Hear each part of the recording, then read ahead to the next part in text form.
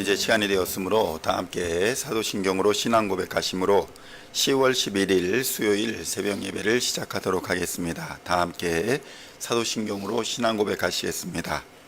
전능하사 천지를 만드신 하나님 아버지를 내가 믿사오며 그 외아들 우리 주 예수 그리스도를 믿사오니 이는 성령으로 잉태하사 동정녀 마리아에게 나시고 본디오 빌라도에게 고난을 받으사 십자가에 못 박혀 죽으시고 장사한 지 사흘 만에 죽은 자 가운데서 다시 살아나시며 하늘에 오르사 전능하신 하나님 우편에 앉아 계시다가 저리로서 산 자와 죽은 자를 심판하러 오시리라.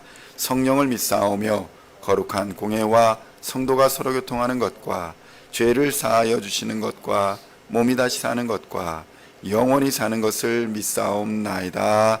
아멘. 오늘 우리에게 주시는 하나님의 말씀은 사도행전 24장 1절로 9절까지의 말씀입니다.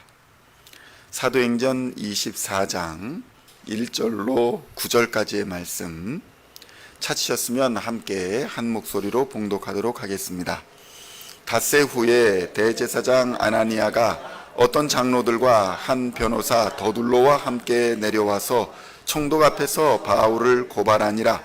바울을 부르매 더둘로가 고발하여 이르되 벨릭스가 가여 우리가 당신을 힘입어 태평을 누리고 또 이 민족이 당신의 선견으로 말미암아 여러 가지로 개선된 것을 우리가 어느 모양으로나 어느 곳에서나 크게 감사하나이다. 당신을 더 괴롭게 아니하려 하여 우리가 대강 여짜옵나니 관용하여 들으시기를 원하나이다. 우리가 보니 이 사람은 전염병 같은 자라 천하에 흩어진 유대인을 다 소요하게 하는 자요 나사렛 이단의 우두머리라. 그가 또 성전을 더럽게 하려 함으로 우리가 잡아싸우니 당신이 친히 그를 신문하시면 우리가 고발하는 이 모든 일을 아실 수 있나이다 하니 유대인들도 이에 참가하여 이 말이 옳다 주장하니라.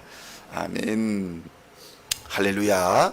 오늘은 사도행전 24장 1절로 9절까지의 말씀을 본문으로 고발당한 바울이라는 제목으로 은혜의 말씀을 함께 나누고자 합니다. 성도 여러분, 세상을 살면서 가지 말아야 할 곳이 몇 군데 있다고 사람들은 말합니다. 그 중에 병원이 있고 법원이 있습니다. 세상 살면서 병원 갈 일이 없고 세상 살면서 경찰서나 법원 갈 일 없으면 그저 행복하고 무난하게 살았다라고 판단하는 것입니다. 정말 건강에 문제가 생겨서 병원에 가면 온갖 어려움을 당한 사람들이 다 그곳에 모여 있습니다.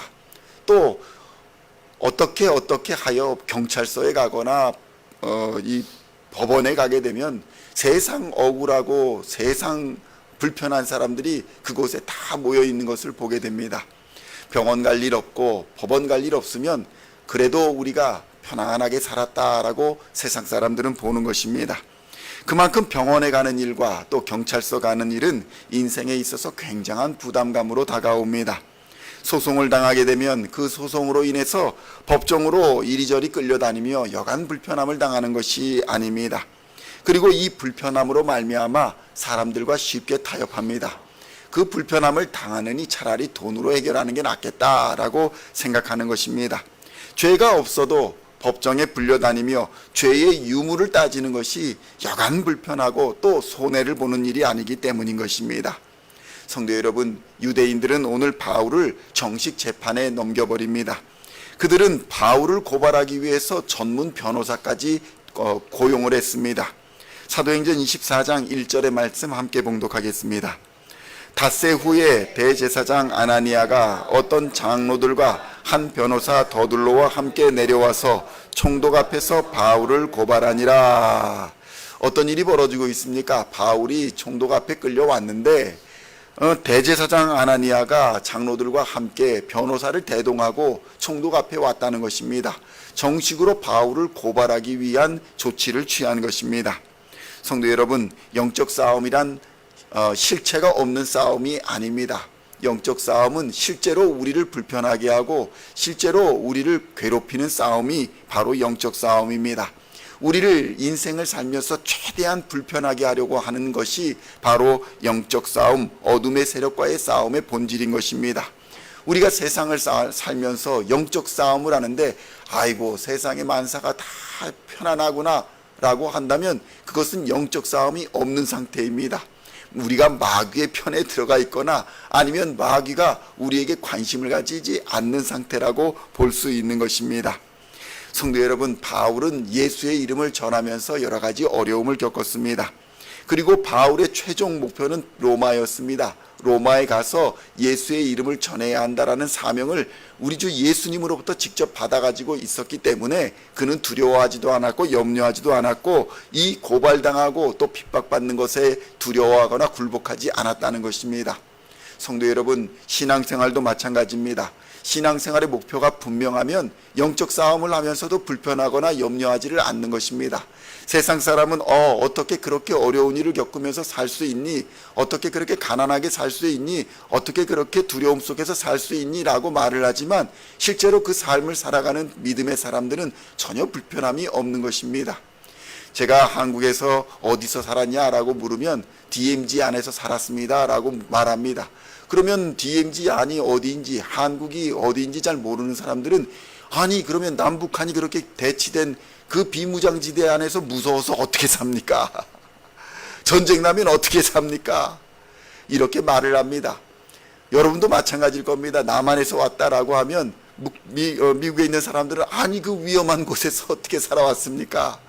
지금 이스라엘과 팔레스타인이 또 전쟁이 일어났습니다. 사람들은 그 위험한 곳에서 어떻게 사냐고 사람들은 묻습니다. 그런데 실제로 그 안에 사는 사람들은 어떤 믿음의 마음의 태도를 가지고 있는가에 따라서 전혀 다른 반응을 보이는 것입니다. 비무장지대 안에 살아도 편안하게 살 수 있고 비무장지대 안에 살면서도 두려워하며 염려하며 살 수가 있는 것입니다. 우리의 신앙생활이 그렇습니다. 영적 전쟁의 최첨단에 살고 있으면서도 우리는 편안합니다. 왜 그렇게 살 수 있는가라고 물으면 우리 주 예수님이 우리와 함께 하시기 때문에 그저 우리는 편안한 마음으로 살 수 있는 것입니다. 전쟁터 한가운데서도 평안이 있는 것이 바로 그리스도인인 것입니다. 바울은 그가 로마에서 명확한 복음을 증거해야 된다는 믿음의 비전이 있었기 때문에 이러한 고발을 당해도 편안할 수 있었던 것입니다. 그렇다면 성도 여러분, 바울을 고발한 유대인들의 이유는 무엇이었을까요? 무엇이 바울을 고발한 이유였을까요? 첫째로 바울이 전염병 같은 자라고 그들이 생각했기 때문입니다. 바울이 사람인데 바울이 전염병 같은 자다. 바울과 함께 있으면 뭔가 생각이 이상해진다는 겁니다. 바울과 함께 있으면 예수라는 사람을 전해서 그리스도인이 되는 놀라운 일들이 벌어지고 있기 때문에 이 사람은 전염병 같은 사람이다 라고 유대인들이 판단한 것입니다. 전염병 같은 사람이 되시기를 우리 주님의 이름으로 축원드립니다. 여러분들을 만나는 사람들마다 예수를 알게 되고 여러분을 만나는 사람들마다 예수의 평안을 누리게 되는 역사가 일어나시기를 우리 주님의 이름으로 축원드립니다. 사도행전 24장 5절의 말씀 함께 봉독하겠습니다. 우리가 보니 이 사람은 전염병 같은 자라 천하에 흩어진 유대인을 다 소유하게 하는 자요 나사렛 이단의 우두머리라. 아멘. 성도 여러분, 이것이 얼마나 전도자에게는 큰 칭찬인지 모릅니다. 유대인들이 고발한 이 구체적인 이유는 이 사람 바울이 유대인들을 소유하게 하고 나사렛 이단의 우두머리이기 때문에 고발한다는 것입니다. 사실 이 당시에 로마 제국은 여러 민족을 다스리고 여러 나라를 점령하고 있던 제국이었습니다. 그러니까 이 로마 제국에서는 사람들이 소유하거나 폭동을 일으키거나 이렇게 분리되는 것을 굉장히 두려워했습니다. 어느 여러 다민족 국가가 모여 있는데 민족주의가 발흥을 해서 우리 민족이 독립해야겠다라는 것들이 막 이리저리 일어나면 제국으로서는 여간 힘든 일이 아니기 때문인 것입니다. 그러한 제국에서 제국을 분열시킬 수 있는 선동이나 소요는 매우 큰 골칫거리였습니다. 그래서 그들을 잡아다가 반역죄로 처형하기도 했던 것입니다. 바울이 정말 로마 제국에 반역하는 이러한 소란과 소동의 주동자라고 한다면 바울은 목숨을 부지하기가 어려울 것이었습니다. 그들은 이 말의 증거로서 바울이 나사렛 이단이라는 무리의 우두머리다 이렇게 주장했습니다. 이 말은 바울이 혼자서 움직이는 사람이 아니라는 것입니다. 나세렛 이단이라는 무리들이 있는데 그 무리의 주동자로서 소요와 소란을 일으키고 있고, 장차 이 소요를 일으키는 이 무리들이 로마 제국을 반역하게 될 것이니까 이 사람을 잡아서 처형을 해야 된다, 이 말을 하고 있었던 것입니다. 언제든지 로마를 무너뜨릴 수 있는 집단의 우두머리다. 이렇게 나사렛 이단이라 불리는 자들이 얼마든지 로마 제국을 위협할 수 있으니 이 나사렛 이단의 우두머리인 바울을 처형해야 합니다 라고 주장했던 것입니다. 둘째로 바울은 성전을 더럽히는 자라고 고발합니다. 사도행전 24장 6절의 말씀 함께 봉독하겠습니다. 그가 또 성전을 더럽게 하려 함으로 우리가 잡아싸우니. 사실 유대인의 성전을 더럽히는 것이 로마 총독에게 무슨 의미가 있겠습니까? 로마 제국 내에서 자기들 종교적인 싸움을 하는 것이 로마 총독 앞에 고발하는 것이 그게 무슨 큰 의미가 되겠습니까? 이 말은 사실 바울의 재판권이 유대인들에게 있다라는 것을 말하기 위한 것입니다. 유대인들의 종교 분쟁으로 일어난 것이니 유대의 이 바울의 재판권을 우리에게 주십시오. 그래서 우리가 이놈을 처형을 해야겠습니다. 유대법으로 처벌해야겠습니다. 산헤드린 공회에 재판권을 넘겨주십시오. 이놈은 유대의 종교를 모욕한 자입니다. 이렇게 고발하고 있는 것입니다. 만약 이것이 받아들여진다면 로마인으로서 재판을 받기 위해 바울이 취했던 모든 행동이 허사가 되는 일이었습니다. 바울은 유대인들의 재판정으로 관할권이 이전되어서 재판은 그냥 여기서 끝날 수도 있던 것입니다. 그래, 너희 유대 종교를 모욕했으니 바울 그냥 데리고 가서 니네들이 알아서 처리해라 라고 하면 끝나는 문제였기 때문입니다.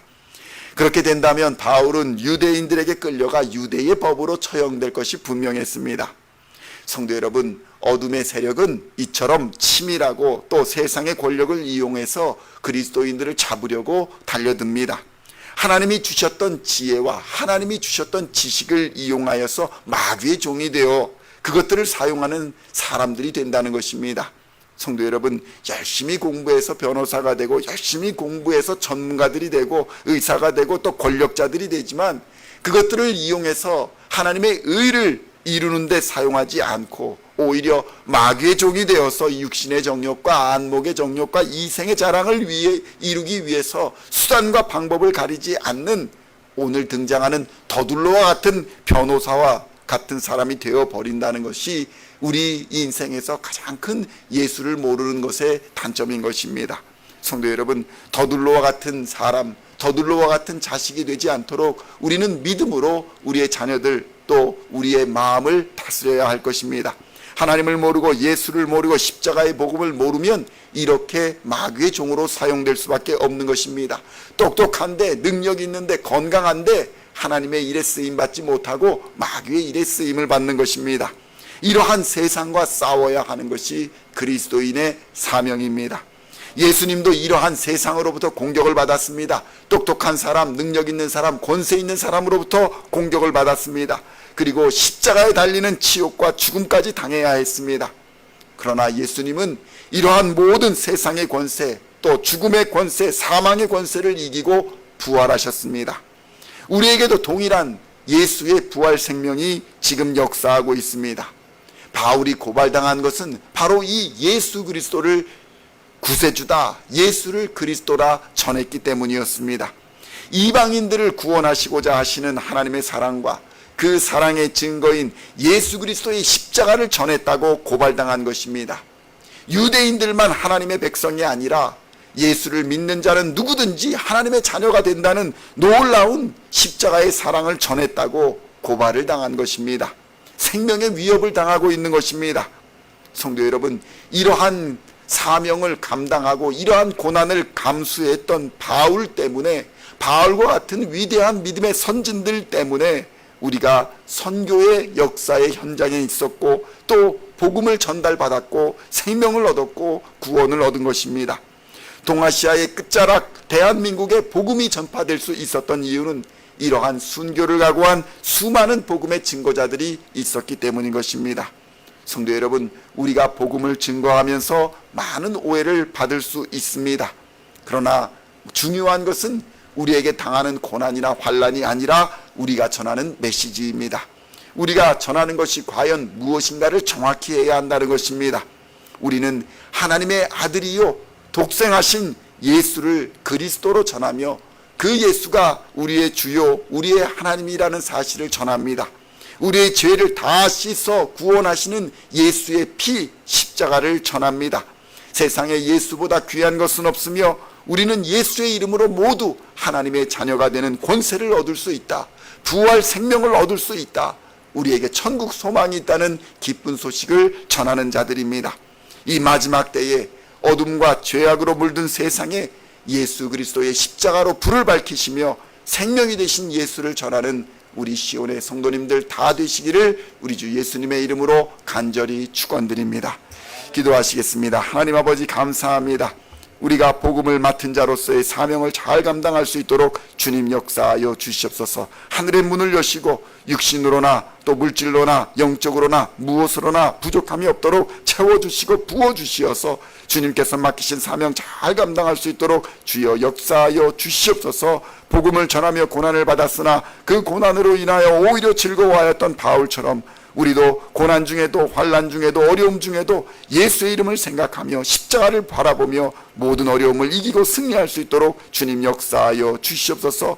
우리의 삶을 형통케 하는 것은 세상의 권력이나 물질이 아니라 오직 우리 주 예수 그리스도의 말씀임을 다시 한번 기억하게 하여 주시고 우리 주 예수 그리스도의 말씀으로 오늘도 무장하게 하여 주시고 성령으로 충만하게 하여 주시어서 복음의 전달자로 또 복음의 군사로 오늘도 하나님 앞에 쓰임받는 하나님의 백성들 다 되게 하여 주시옵소서. 감사를 드리옵고 우리를 구원하신 우리 구주 예수 그리스도의 이름으로 간절히 기도하옵나이다. 아멘.